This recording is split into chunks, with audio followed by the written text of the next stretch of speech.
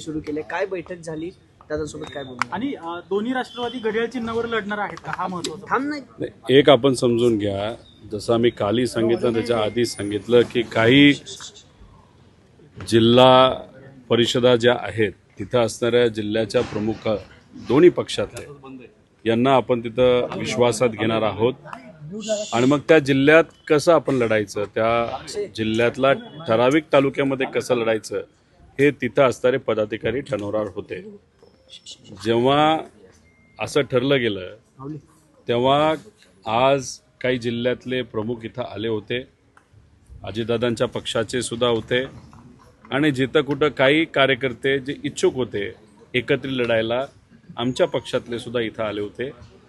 आणि मग जेव्हा आपल्या पक्षातले कार्यकर्ते इथं आले असतील तर एक त्यांचा सहयोगी कार्यकर्ता म्हणून इथं येणं, त्यांच्या चर्चेत सहभाग घेणं ही माझी सुद्धा जबाबदारी त्या ठिकाणी होती.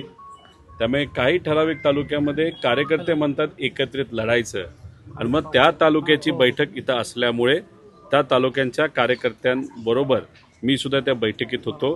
त्यामुळे काही तालुक्यांमध्ये आम्ही एकत्रित लढणार आहोत कारण का तिथल्या उमेदवारांची इच्छा आहे, कार्यकर्त्यांची इच्छा आहे आणि काही तालुक्यांमध्ये आम्ही वेगवेगळं सुद्धा त्या ठिकाणी लढू शकतो.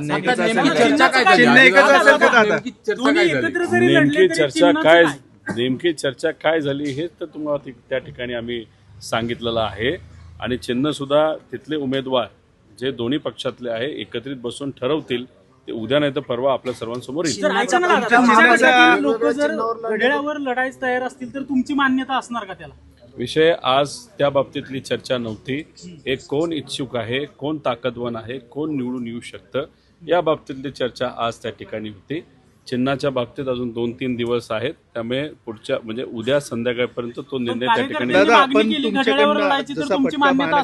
काही लोक बोलण्याचा प्रयत्न तिथं करत होते तेव्हा दादांचं आणि आमचं सगळ्यांचं मत होतं आधी उमेदवारांची चर्चा आहे, उमेदवारांशी आपण एकदा चर्चा करू आणि मग चिन्हाबाबत आपण नंतर बोलू. त्यांच्या संपर्कात आणखीन जिल्हा परिषदेचे काही कार्यकर्ते सदस्य आहेत असं म्हणाले आहेत.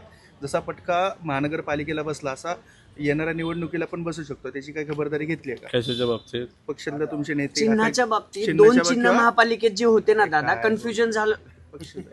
एक तुम्ही समजून घ्या की महानगरपालिकेमध्ये निर्णय घेत असताना एकतर चर्चा होत असताना थोडासा उशीर त्याच्यामध्ये झाला.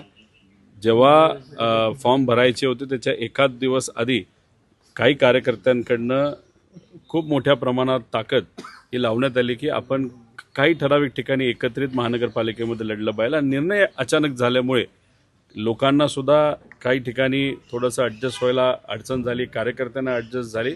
त्यामुळे महानगरपालिकेमध्ये त्याला वेगळी कारणं आहेत.